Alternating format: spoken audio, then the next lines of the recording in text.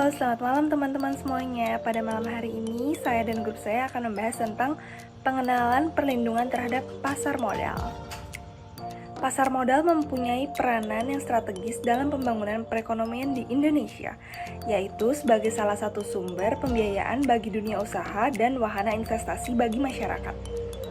Untuk mendukung peran tersebut, maka dibutuhkan regulasi di bidang pasar modal yang efektif dan berintegritas sehingga dapat menunjang pertumbuhan di pasar modal. Regulasi tersebut harus mampu melindungi setiap unsur yang terkait dalam pasar modal, terutama pemodalnya.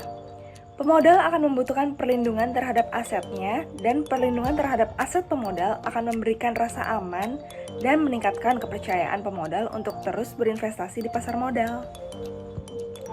IOSCO, International Organization of Securities Commission, sebagai organisasi pasar modal dunia, telah mengeluarkan IOSCO Objective dan Principle of Security Regulation yang merupakan kerangka umum pengaturan pasar modal. Prinsip tersebut bertujuan untuk melindungi para investor, menjamin terbentuknya pasar modal yang wajar, efisien, transparan, serta mengurangi resiko yang sistematik.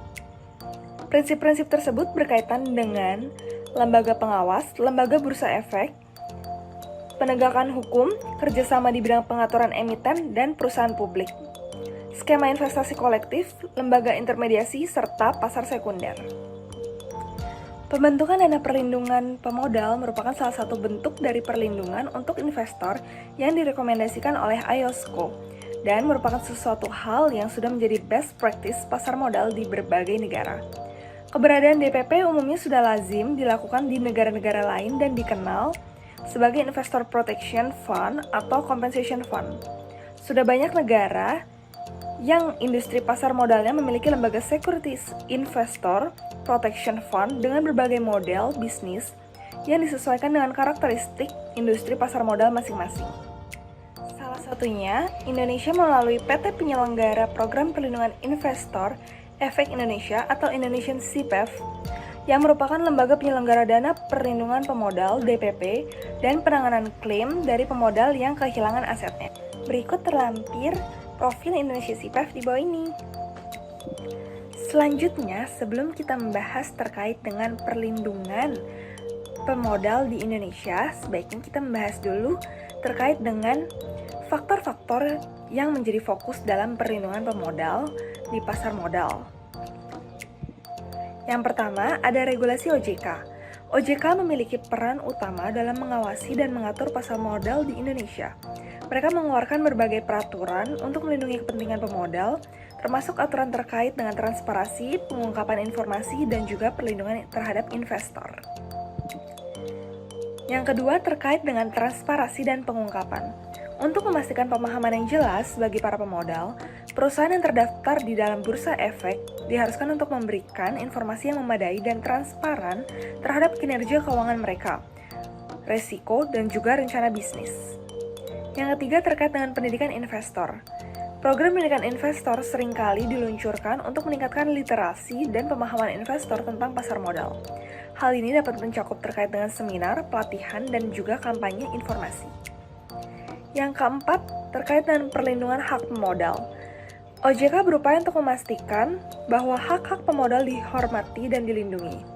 Ini termasuk seperti hak-hak atas informasi yang jelas, hak suara dalam rapat umum pemegang saham, dan hak untuk mendapatkan dividen. Selanjutnya, yang kelima, ada pengawasan dan penegakan. OJK memiliki peran dalam melakukan pengawasan dan menegakkan aturan pasar modal. Tindakan penegakan dapat diambil jika ada pelanggaran terhadap regulasi yang dapat merugikan pemodal. Selanjutnya, terkait dan perkembangan perlindungan pemodal di pasar modal Indonesia, bisa dilihat di bawah gambar ini. Posisi SPF dalam struktur sebenarnya ada di mana sih? Posisi SPF dalam struktur sebenarnya adalah lembaga independen yang bertanggung jawab langsung kepada OJK. SIPF ini tidak berada di bawah struktur organisasi dari pihak-pihak yang menyelenggarakan kegiatan di bidang pasar modal, seperti perusahaan efek, lembaga clearing dan penjaminan efek, dan lembaga penyimpanan dan penyelesaian. SIPF memiliki tugas dan tanggung jawab untuk mengelola dana perlindungan pemodal atau disingkat DPP. DPP adalah dana yang dibentuk oleh OJK dan dikelola oleh SIPF untuk memberikan ganti rugi kepada investor yang mengalami kerugian akibat kegagalan atau ketidakmampuan suatu pihak yang menyelenggarakan kegiatan di bidang pasar modal untuk memenuhi kewajibannya pada investor. Manfaat DPP bagi investor. Yang pertama adalah memberikan rasa aman dan nyaman dalam berinvestasi di pasar modal Indonesia. Yang kedua adalah untuk meminimalkan risiko kerugian akibat kegagalan atau ketidakmampuan suatu pihak yang menyelenggarakan kegiatan di bidang pasar modal untuk memenuhi kewajibannya kepada investor. Penyelenggara dana perlindungan pemodal adalah Lembaga Independen Penjamin Efek Indonesia, di mana lembaga ini dibentuk oleh OJK untuk memberikan perlindungan atas aset investor melalui DPP. Sebelumnya, kita sudah menyimak definisi dari DPP dan PDPP. Sebagai penyelenggara, PDPP itu terdiri dari banyak kustodian, dan kustodian itu wajib menjadi anggota DPP. Kustodian merupakan perantara pedagang efek yang mengadministrasikan rekening efek nasabah dan bank kustodian sebagai penyedia rekening tersebut. PDPP terdiri dari banyak anggota. Per tahun ini saja, anggotanya sudah mencapai 97 pedagang perantara efek dan 24 bank kustodian. Sama seperti sebuah organisasi, setiap anggota punya stiker sebagai tanda keanggotaannya. Berikut daftar anggota dari DPP. Dari daftar anggota tadi, pasti ada nama-nama yang kalian familiar ya, seperti Indo Premier, Stockbit, Valburi, dan bank-banknya yang pasti. Nah, setelah mengenal PDPP dan anggotanya, supaya investasi kita bisa dilindungi oleh mereka, harus memenuhi kriteria apa saja ya? Pemodal yang asetnya mendapat perlindungan dari DPP adalah pemodal yang memenuhi persyaratan sebagai berikut. Pertama, menitipkan asetnya dan memiliki rekening efek pada kustodian. Kedua, dibukakan subrekening efek pada lembaga penyimpanan dan penyelesaian oleh kustodian. Dan yang terakhir, memiliki nomor tunggal identitas pemodal dari lembaga penyimpanan dan penyelesaian atau biasa kita kenal dengan SSID. Kalau ada syarat seperti tadi, tentu ada juga yang dikecualikan ya. Pelindungan tersebut tidak berlaku bagi pemodal yang memenuhi satu atau lebih kriteria berikut. Pertama, pemodal yang terlibat atau menjadi penyebab aset pemodal hilang. Tentu ya, berarti kan dia penyebab atau pencurinya. Kemudian, pemodal merupakan key manajemen personel atau pemegang saham pengendali. Dan yang terakhir, pemodal tersebut terafiliasi dari pihak-pihak yang sebelumnya kita sebutkan. Sekarang, teman-teman sudah mengetahui informasi mengenai program perlindungan pemodal dan persyaratan agar dapat dilindungi oleh Lembaga Perlindungan SIPF. Kali ini, aku akan bahas jika teman-teman sebagai investor atau pemodal terjadi kehilangan aset. Apa langkah yang dapat kita lakukan? Yang pertama, jika teman-teman sebagai investor ternyata mengalami kejadian efek yang tercatat di rekening dana nasabah tidak menunjukkan saldo yang teman-teman punya dan tidak sesuai dengan saldo yang seharusnya, maka langkah berikutnya yang dapat teman-teman lakukan adalah dengan melakukan konfirmasi kepada kustodian dan menanyakan langsung mengenai ketidaksesuaian saldo tersebut. Kemudian, jika masalahnya belum selesai, maka langkah selanjutnya yang dapat teman-teman lakukan adalah dengan melaporkan kepada OJK. Teman-teman dapat mengisi pada laman konsumen.ojk.go.id/form pengaduan atas kendala yang teman-teman miliki.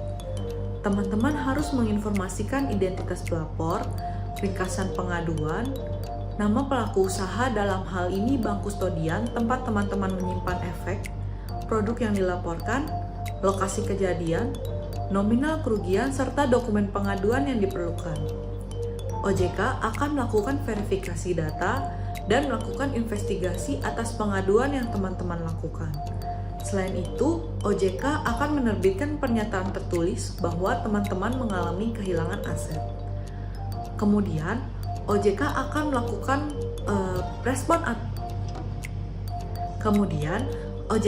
merespon pengaduan yang telah dilakukan dan menerbitkan pernyataan tertulis. Nah, pernyataan tertulis yang diterbitkan OJK tersebut dapat menjadi dasar bagi teman-teman investor melakukan pelaporan kepada Lembaga Perlindungan Indonesia (SIPF) atau P3IEI. P3IEI akan mengumumkan dan mengundang teman-teman investor untuk pengajuan klaim.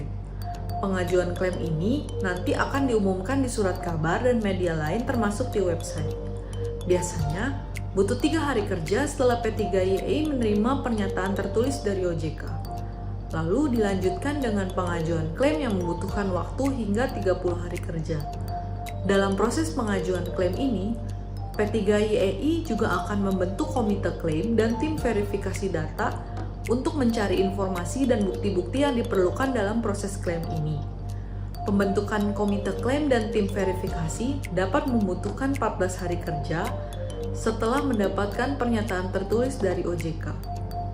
Nah, kemudian tim verifikasi akan melakukan verifikasi data dan bukti yang dikumpulkan untuk melakukan klaim.